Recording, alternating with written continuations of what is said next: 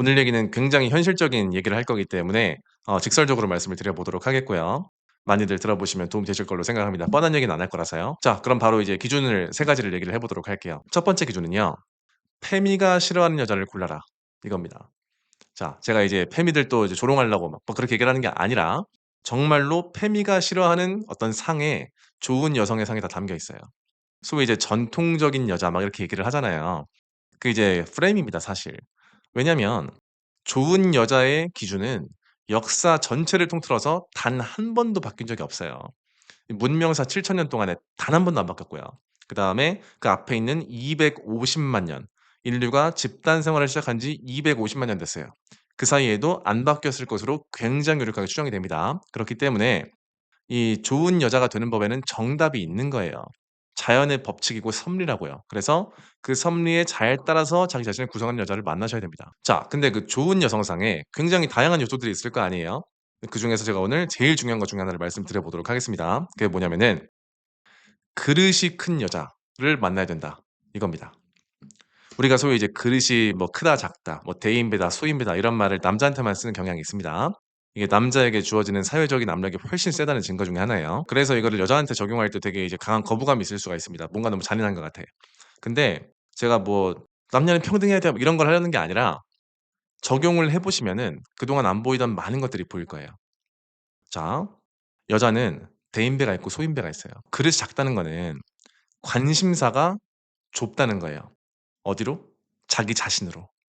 그래서 내가 아까 전에 이제 얘기를 하다가 뭐 이제 불안이 약간 올라왔어. 내가 너한테 약간 삐졌어. 이런 이 섬세한 자글자글한 것들 이제 내 손톱 밑에 낀 바늘이 이 지구가 멸망하는 것보다 더 중요해. 그래 가지고 관심사가 여기가 있어. 막 이런 것들.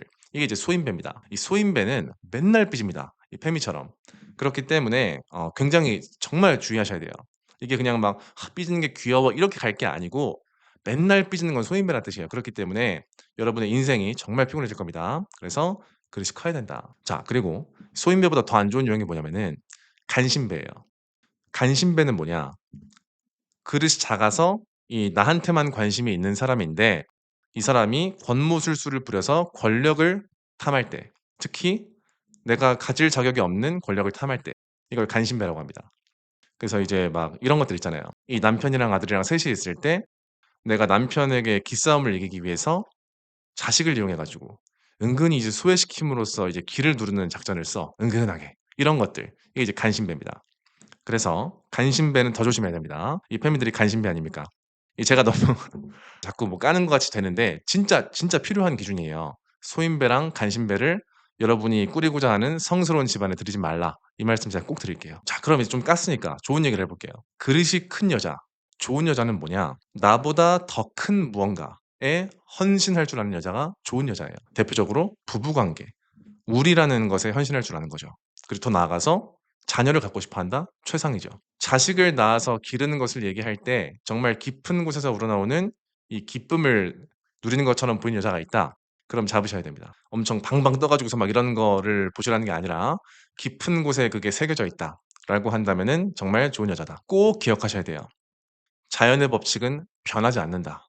좋은 여자의 기준은 언제나 똑같다. 지금 이제 TV에서 막 이상한 거 막 내보내고 해도 속으실 필요가 없어요. 자, 그리고 두 번째로 한번 얘기를 해 볼게요. 두 번째 기준은 어머니가 아버지를 존경하는 여자예요. 우리가 남녀 관계의 다이나믹을 얘기할 때 이 존경의 중요성을 많은 사람들이 얘기를 합니다. 근데 그게 왜 중요한지 명확하게 인식하지 못하는 경우들이 좀 많은 것 같아요. 존경은요. 이 시그널이거든요. 어떤 시그널이냐면은 남녀가 올바른 상향혼으로 결합되었다라는 시그널이에요. 상향혼, 하이퍼가미라고 보통 얘기를 하죠. 여자가 자기보다 잘난 남자를 추구하는 경향, 그렇게 해서 결혼한 커플을 이제 상향혼을 했다라고 얘기를 하는데 상향혼도 문명사 전체에서 나타나는 보편적인 섭리예요. 이게 단 한 번도 변한 적이 없습니다. 그래서 이 자연 규칙에 잘 따르는 그런 것은 당연한 것이고요. 그냥 정답을 맞히는 것뿐이에요. 이건 뭐 나쁘게 판단할 게 아닙니다. 근데 제가 올바른 상향혼이라고 말씀을 드렸죠. 상향혼에도 올바른 게 있고 틀린 게 있습니다. 자, 틀린 상향혼은 뭐냐? 이게 요새 유행하는 상향혼의 개념이에요. 상향혼이 잘못 통용이 되고 있는데 이제 소위 부나 사회적 지위 이런 게 높은 사람하고 결혼했으면 상향혼했다 이렇게 말을 해요. 근데 엄밀히 말하면은 가족의 진짜 행복, 부부의 진짜 행복을 가져오는 올바른 상향혼은 나보다 탁월한 남자를 만나는 거예요. 탁월하다는 거랑 이 재산이랑은 일치하지 않을 때가 은근히 많아요. 예를 들어서 이제 이런 케이스도 있습니다. 내가 이제 남자보다 돈은 잘 벌어. 잘 버는데 이 남자가 자기 분야에 굉장히 탁월해. 뭐 이제 돈이 많이 안 벌리는 분야들이 있잖아요. 뭐 심지어는 예술이 될 수도 있고. 이런 케이스들이 은근히 많아요. 그리고 이 커플이 꽤 잘 지냅니다. 스스로 주변을 한번 보세요. 저는 제 주변의 사람들한테 관심이 굉장히 많고 이 상담을 정말 많이 해 주기 때문에 그냥 이제 그런 게 보이거든요. 한번 보시기 바랍니다. 그리고 반대로 이런 케이스도 있어요. 제가 이제 뭐 두 다리 건너서 아는 그 중년 부부인데 이 남자분이 물려받으신 돈이 진짜 많아요. 집이 완전 부잣집이야. 근데 이분이 그렇기 때문에 능력을 키우지 않고 그러니까 자기의 탁월함을 연마하지 않고 그냥 돈을 쓰시면서 적당히 맨날 놀러 다니시고 이렇게 사시는 분이 계세요. 맨날 싸웁니다. 맨날 싸워요. 그 이제 아내분도 온갖 물질을 다 누리시면서도 맨날 싸우고 불만족이고 잔소리하고 막 이렇게 되는 거예요. 왜? 멋이 없으니까. 그러니까 이게 정말 중요해요. 방금 제가 말씀드렸죠. 탁월함을 갖추는 남잔데 돈이 좀 적어. 그래도 결혼 잘하고 잘 삽니다. 여자가 존경을 해요. 근데 반대로 재산은 많은데 탁월함이 없어. 이게 한두 케이스가 아닙니다. 그러면 맨날 불행합니다. 맨날 싸워요. 그래서 혹시 남자분들 중에서 '내가 지금 그 상태인 것 같아.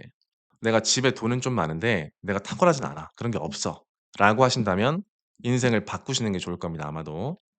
정말로 행복한 가정 생활을 하고 싶으시다면요. 자 그럼 존경 얘기를 다시 해 볼게요. 존경은요. 올바른 상향혼의 결과물이에요. 그러니까 존경 자체가 중요한 게 아니라 존경이 의미하는 바가 중요한 겁니다. 올바른 상향혼, 탁월함을 기준으로 상향혼을 했다. 참고로 이제 너무 격차가 나면 안 됩니다. 나보다 한 단계나 두 단계 탁월한 남자를 만난 게 좋은 상향혼이에요. 그런 상향혼을 했다는 시그널이 바로 존경입니다.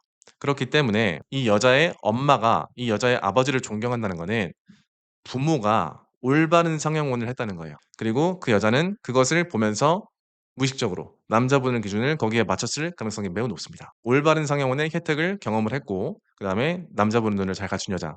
이 여자는 좋은 여자겠죠. 그래서 이 어머니가 아버지를 존경하는 여자를 만나라.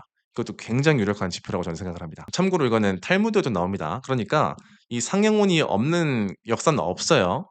탈무드에 뭐라고 나오냐. 아내를 고를 때는 수준을 한 단계 내리고 친구를 고를 때는 수준을 한 단계 높여라. 이게 탈무드에 나와요. 그러니까 남편으로서 내가 알려줄 게 있는 여자를 만나라는 거예요.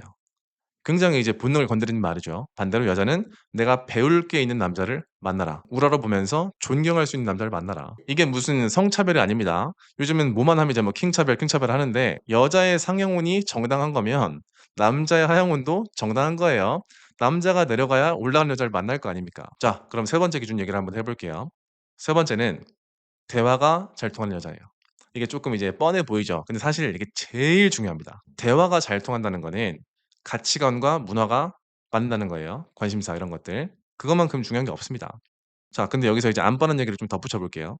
귀한 여자랑 말이 잘 통하려면 내가 귀해져야 돼요. 내가 나를 끊임없이 연말을 해서 점점 귀한 사람이 될수록 귀한 여자랑 말이 잘 통하게 됩니다, 자연스럽게. 그렇기 때문에 내가 만약에 엄청나게 귀한 사람이 됐어. 영적으로도 탁월하고 이 성취도 있어. 그런 모습으로 쭉 이제 진보를 하다 보면 자연스럽게 이 귀한 여자랑 말이 통하기 때문에 그냥 아무나 가 가지고 만나서 얘기를 해 보니까 '어 왠지 말이 잘 통해.' 보면 귀한 여자야.